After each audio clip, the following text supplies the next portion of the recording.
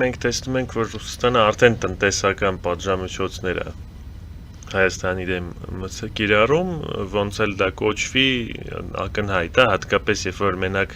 Ռուսաստան վաճառքի մասին չի խոսքը գնում, այլ նաև տրանզիտի մասին,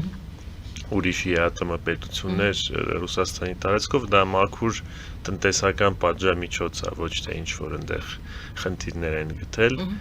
հայտնաբերել, դրա համար մենք այդ թշնամացումը ինչ-որ չափով ունենք արդեն, բնականաբար մաքսիմալ մակարդակների դա չի հասել, որովհետև Հայաստանը մնում է ԵԱՏՄ-ի անդամ, ՀԱՊԿ-ի անդամ, ֆորմալ առումով մնում է բավականին լայն քանակի պայմանագրեր միջպետական դեռ գործում են, ռազմաբազան գոյություն ունի Հայաստանում, բայց ունենք սենց ասած ներքև գնացող տրենդ այդ հարաբերություններում,